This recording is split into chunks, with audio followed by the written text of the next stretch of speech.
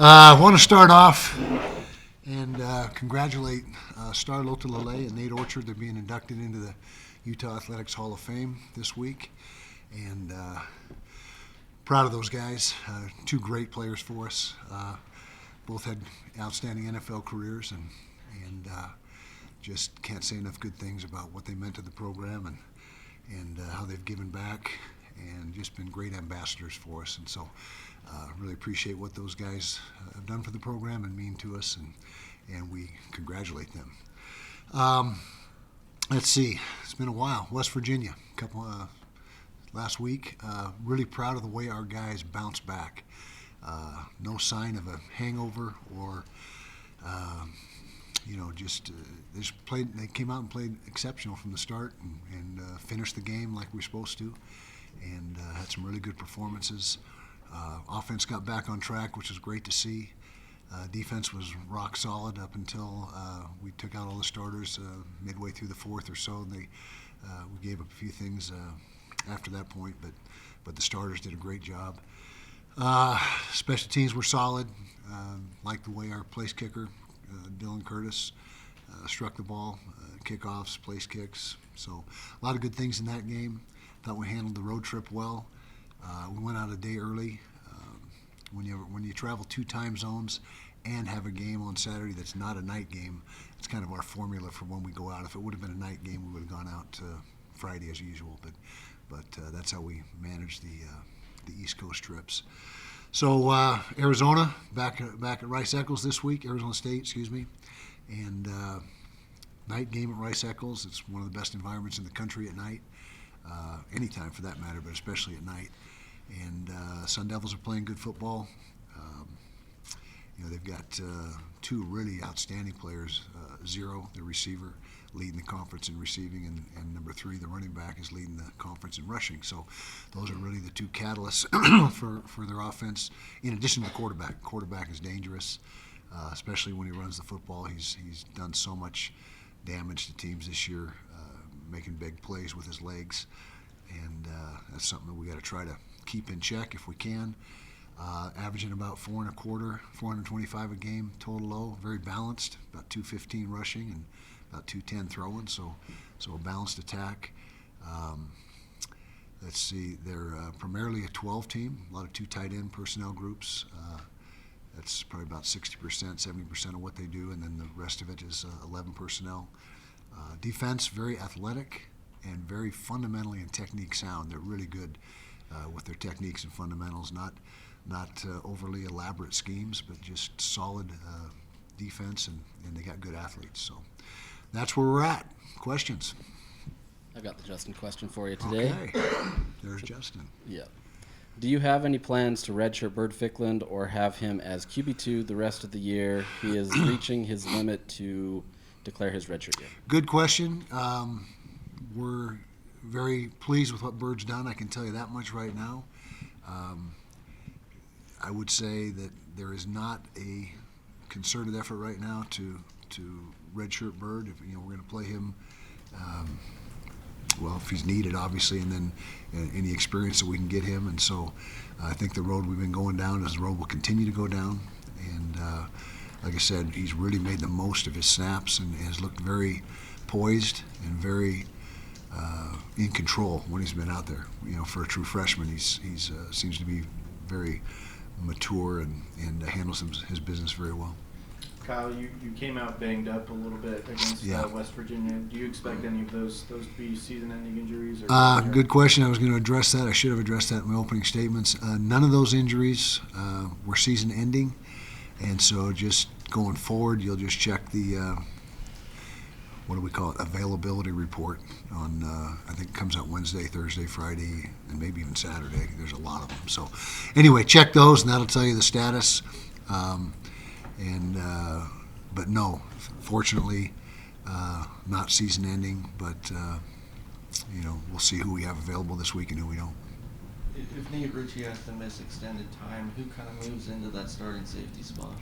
Well, we've got Teo Johnson obviously playing the one safety, and then we have Nate Tillman, who came in and did some. He's another true freshman, played played well in his snaps. He did make a few errors on last Saturday, but did some good things. Jackson Benny also has experience at safety. In fact, that's where he spent most of his time up until this year when we moved him to nickel. And so we have some options there. Also have a couple corners. We got some corners that are good size. Might look at moving one of those guys inside and seeing how he does this week. And probably be the Caldwell kid if we go that direction. Kyle, last year Cam Scadaboo had a pretty significant game against you guys. Against everybody. And he's doing it now with the Giants. He's doing a good job. Do they kind of run the same thing, or because they have a guy like Jordan Tyson, who's one of the best receivers in the country, do you see them throwing the ball a little bit more? Yeah, the more balanced and not leaning quite as much on the run game. Although, like I said, the runner is leading the league in rushing, and so they do make sure that they give a good dose of the run game. But Scadabo, he was a guy that did us in last year and really good football player. But they still have a real they're making an effort to run the football and make sure that that's a big part of what they do.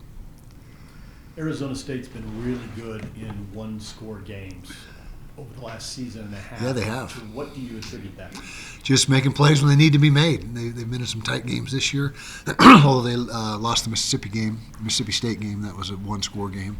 But they have done a good job of pulling those games out and being on the winning end of those. And just all I can say is that when the time comes at the end of the game and things get tough, they make plays. Yes, you old ASU Sun Devil. You said Arizona at the start. I'll overlook that. It was tomatoes, You said tomatoes. going into the bye week, you said you were going to practice tackling. What does that mean as far as how you actually go about that? It means we practice tackling. We get a guy and we tackle. Simply tackling? What's that? It's not technique or anything. It's just simply tackling. Well, we coach the technique as we're doing the tackling drills, and it's not good on good. We have our scout guys, and so it's the defense. And in retrospect, we actually tackled really well. We only missed 10 tackles in the West Virginia game. They were magnified because they were in space and led to a lot of yards after contact. So I felt better about that than I did right after the game. But to answer your question, you get tackling drills with your scout guys and your starting defense and tackle guys. I mean, and you absolutely critique it and film it and pay attention to the fundamentals and technique of your tackling. Yeah. Coach Dillingham is going into his third year with Arizona State. Just from afar, what have you been impressed with most with what he's done there? How he stayed the course, and because he had some rough spots the first year, things didn't go real well. I think that was the year we beat him 50-something, to not very much his first year, and he also had a few other rough games that year. But I've talked to him a few times, and he's we've conversed, and he's picked my brain a little bit, and just said, hey, if you believe in what you're doing, keep doing it. Don't question yourself. Don't panic. Just keep doing it. He's been doing it, and you can see the progress they've made. So he's stayed the course, I guess, is the best way I can term what he's done. Kyle, in the last 2 years since entering the Big 12, you guys are 0-5 at Rice Eccles Stadium. Does that put any emphasis going? Say that again. The last 2 years. Last 2 years, you guys are 0-5 in conference play at Rice. At Rice Eccles? That sucks. I didn't know. I wasn't aware of that. I probably should have been, but okay. Does that put any emphasis on this weekend's game? Well, it hadn't. It might now, but I didn't realize that. Like I said, honestly, didn't go back. I mean, you lose and you're upset and you're mad. I guess you could delve into it further, but that's something. That's a trend we hope to break this week. How about that? So. Versus West Virginia, you guys had your most passing yards in a single game. Is that something that you hope to continue as you guys head down the stretch? I feel like with pushing the ball downfield through the air a lot more. Well, we certainly would like to keep pushing the ball downfield. And really, the word you're looking for in the throw game is efficiency. We don't need to throw for 300 and something yards a game. We need to be efficient when we do throw it. And we were very efficient against West Virginia. And part of that efficiency comes from being able to get chunk yardage down the field. Dallin Bentley obviously has emerged as one of the top targets. What's kind of changed in his game from last season?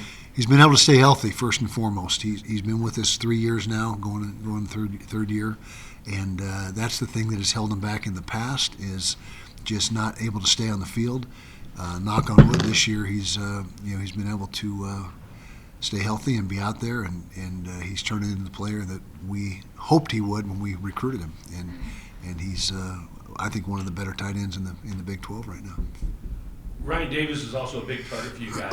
We've been asking you all season long which wide receivers are going to step up. Meanwhile, he just catches everything thrown to him. What do you see from him? Are you comfortable with him being kind of your main target guy? Yeah, exactly that. He's dependable. He's reliable, which is, I guess, redundant. But he's got exceptional hands. He runs exceptional routes. And I use the term crafty, I think was the term I used last time we talked about Ryan, where he's not necessarily the biggest guy, the fastest guy, any of that stuff, but he's so good at what he does. He's got such a great feel and his natural instincts for finding open space, sitting down in those areas, and also his rapport with Devin. They obviously have a leg up on the other. He has a leg up on the other receivers in the room because of that. They were a good combination last year, and that's just carried over into this year. So that's a big part of it too, is their familiarity with each other. Outside of rest and recovery, it feels like bye weeks are an important time for coaching staff to do a self-evaluation. As you dove into the tapes, where do you feel like you can make adjustments and make big improvements moving forward? Well, I think we're just looking at position by position. I think our offensive line has really played well this year so far. It hasn't been every single game, but we've overall, when you look at the body of work, I think they've done a good job. I think the running backs have made the most of their carry, especially Wayshawn. He's averaging good yards per carry average. I think it's over 6 yards a carry. They're close to it. Tight ends have been productive, really. You're talking about Dallin. Receivers, as we mentioned, more chunk yardage would be in order, but I think we're making progress there. Defensive front has been solid.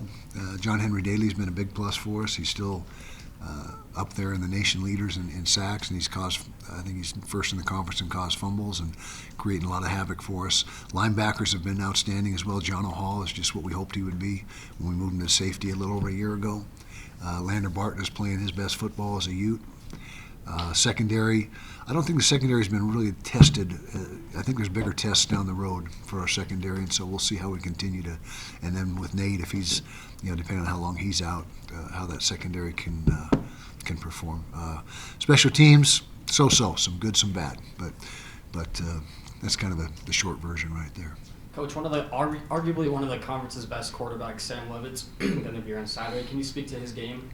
Yeah, he's like I said, he's so dangerous when he breaks the pocket. If you look at the big plays he's made this year, most of them have been with his legs and breaking the pocket at critical times. He picks up those third downs when seemingly there's nothing there, and he's got to pull it down and run. He's really dangerous when he does that, and like I said, the balance in their offense. That's part of the reason why they're good running the football. You got the best back, the top statistically back in the league, and him that makes for a potent ground attack, and he's done some good things in the throw game as well. Although his QB rating's not as high as some of the guys in the league, or as there's two ratings they use: the QB rating and the I can't remember what it is. It's just based on throwing. The QB rating takes everything into account. I don't know if you look at that at ESPN, and then your quarterback, your throws have a different rating system. So,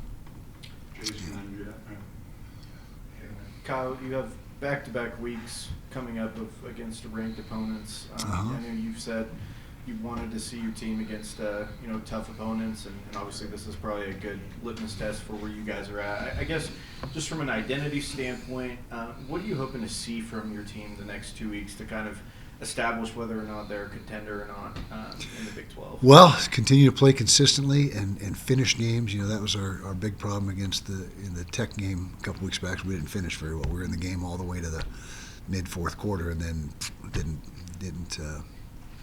didn't do much the rest of the way. So that's something we need to do, is play the full 60 minutes. And I think that if we can continue to win the turnover margin, the one game we lost it in dramatic fashion is the game we lost, and so that's something that we got to. I think we're 12th in the country in the conference right now in turnover ratio, which is not good enough. We're usually up in the top third of the league in that, so that's something that's got to hopefully change as well. We got to do a better job of that. But if you want to win the conference, you got to stand toe to toe with the big boys and come away with wins. And that's the bottom line. Coach, with the rivalry game in a couple of weeks, having an opponent like Arizona State top 25, does that almost help that there's no way? Don't even think about that game. That game hasn't entered my mind right now, so I can't answer that question. Also, how do you see the Big 12 shaping up? Texas Big Tech, 12, obviously. yeah. Texas Tech is obviously the odds-on favorite. I mean, how can you not say that based on what's happened so far? Really good roster. Like I said, when we played them and after we played them, they've done a great job putting that roster together. There's always going to be surprises. Iowa State, getting beat by Cincinnati last week I didn't see that one coming, and so I think that there's probably 4 or 5, maybe 6 teams that still have a legit shot at winning the conference, but it's all got to go through Texas Tech right now. Thank you, guys, girls. Thank you. Okay.